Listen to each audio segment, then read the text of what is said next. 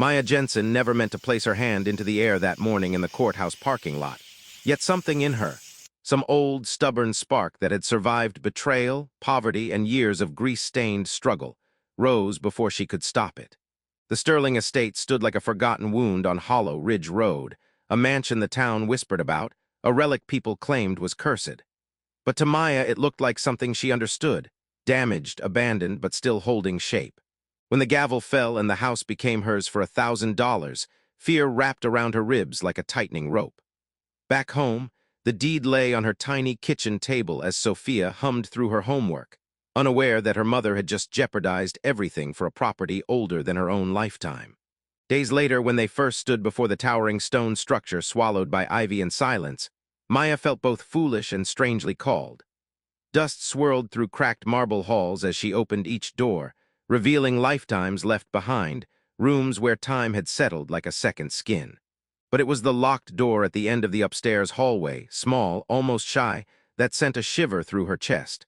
Something waited behind it, something that didn't want to be forgotten. And in the quiet, with her daughter's small hand gripping her jacket, Maya understood she had stepped into a story written by a man she had never met, but already felt tied to by fate. When Maya finally forced open the hidden door days later, the splintered wood gave way to a staircase carved from stone, descending into cold air untouched by light for 40 years. She walked downward slowly, her flashlight cutting through the darkness until the beam struck something metallic. Then another, and another, until a vast underground vault revealed itself. Row after row of automobiles, each draped under fitted covers, waited like sleeping giants. When she lifted the first tarp, her breath left her chest. A flawless Rolls-Royce, its chrome gleaming as if restored yesterday. Next, a Ferrari, a Duesenberg, a Bugatti, a world of craftsmanship preserved in perfect silence, not a collection, an empire. She found meticulous notebooks documenting every restoration, every bolt, every hour of devotion. And then she found the letter from Raymond Sterling, confessing not only to wealth built through corruption, but to a final attempt at redemption. These cars were his apology, his penance, his fragile offering that beauty might outlive the harm he had caused. Maya sat alone amid machines worth more money than she had ever imagined, realizing that the fortune hidden beneath her feet was more than financial. It was moral, personal, fragile. Sterling hadn't built a vault to hide treasure. He had built a sanctuary for the only honest work he had ever done. And now the legacy rested in her hands, a woman who understood broken things better than anyone. The more Maya explored Raymond's vault, the more she felt his loneliness echoing through the metal and dust. Boxes revealed his past: scandal, federal investigations, the collapse of a family, the death of a daughter who never forgave him. His handwriting shifted from crisp determination to shaking regret, chronicling not just restorations, but a man rebuilding himself one bolt at a time.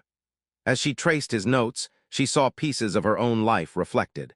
Exhaustion, sacrifice, the desire to make something whole again. But reality intruded quickly.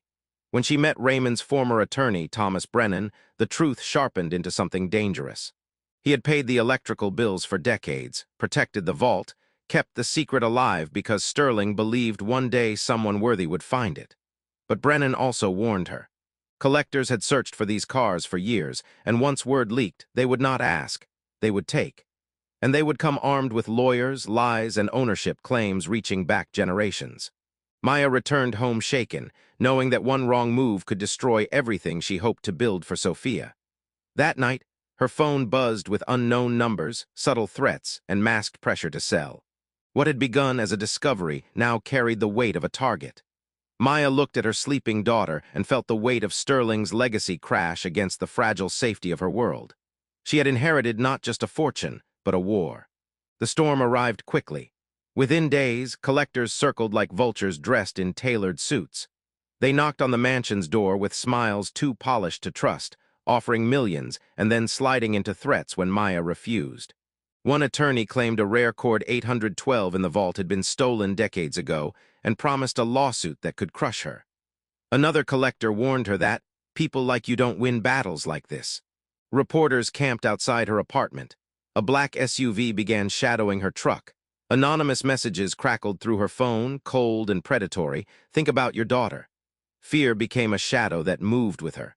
She sent Sophia to stay with a neighbor and barricaded herself in the mansion, choosing its dust and silence over the noise of danger outside. Every hallway creak felt like a warning, every rustle outside a potential threat. Yet as nights stretched long and sleepless, Maya found herself drawn back to the vault, not for the cars, but for the peace Sterling had chased. She read his journals by the glow of her work light, feeling his remorse, his hope, his fear of dying without being understood. She wasn't just inheriting a collection, she was inheriting a man's unfinished heart. And in the dark, with threats pressing closer, Maya realized she now had to decide what kind of heir she would be, one who ran or one who fought. The leak broke everything open. A single anonymous tip to a classic car forum exploded into global headlines. The lost Sterling collection has been found. Overnight, Maya became a lightning rod. News vans crowded her street. Her garage flooded with reporters. Collectors began filing legal claims, each insisting a piece of the vault belonged to them. Some waived legitimate paperwork, others relied on intimidation. The Whitmore estate sued first, $1. $2 million over the disputed cord. Brennan urged caution but confirmed the danger. More claims would come, more lawsuits, more wolves dressed as gentlemen. Maya could lose the cars, the mansion, even her home. She'd spent her life fixing the wreckage other people left behind, but this wreckage was massive enough to bury her. One night, as she cataloged Sterling's photographs, images of his daughter, his wife, the silence he died in, she felt her resolve cracking. The vault held unimaginable wealth, yes, but also unimaginable trouble. Selling everything could save her. Walking away could save Sophia. But each time that thought crept in, she imagined the way Sterling had written about redemption, about wanting someone to understand. He had died begging the universe for a person worthy of the truth. And for reasons she couldn't name, Maya felt that he had been waiting for someone exactly like her. A woman who knew what it meant to be dismissed, overlooked, unseen. A woman who rebuilt broken things not because she had to, but because she believed they deserved another chance. Even as fear pressed harder, something inside Maya shifted, from survival to purpose. She began gathering the people who had known Raymond, chasing every scrap of truth she could. Dorothy, the aging housekeeper, wept when she heard the vault had been found. She remembered Raymond before the scandal broke. Gentle, generous, a father who loved cars because they gave him the peace he couldn't find in his failing marriage or corrupt business. A parts dealer recalled how Sterling refused shortcuts, insisting that beauty only matters when you earn it. A neighbor remembered hearing engines humming underground late at night, unaware a man was down there building the only honest legacy he had left. These voices softened the edges of the lawsuits and threats. They gave Maya something stronger than fear, a mission. She began documenting the entire vault, taking photos, scanning letters, recording every piece of Raymond's journey so no collector or corporation could twist it into greed. She realized the vault wasn't only Sterling's redemption.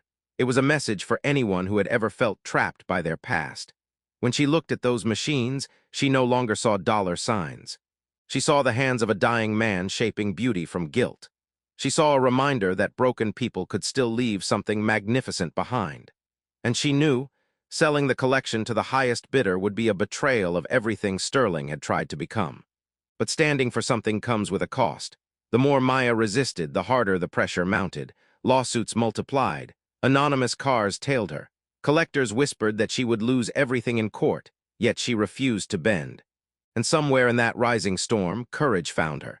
She crafted her plan. She would reveal the vault to the world, but not through auctions or private deals. She would create a public exhibition, a nonprofit foundation preserving the collection exactly as Raymond intended.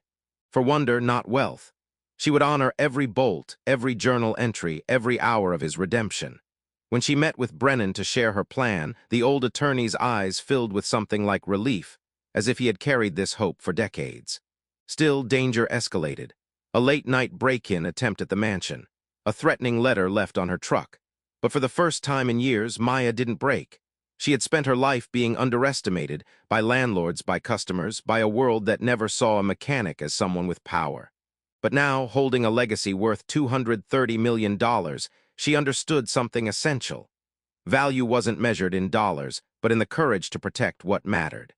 And with Sophia watching, she refused to be the kind of mother who ran from fear. She chose to be the kind who faced it head-on. When the day finally came to unlock the vault for the world, Maya stood before the entrance with her daughter at her side. The weight of months of danger, choices, and sleepless nights pressing against her in a bittersweet wave. Reporters gathered, historians waited. The county sheriff stood guard. But inside her chest, something steadied, a truth she had forged through every trial. She turned the key, swung open the door, and the world gasped as Sterling's hidden cathedral of craftsmanship revealed itself, gleaming under the lights she had installed with her own hands. Maya spoke not as a mechanic,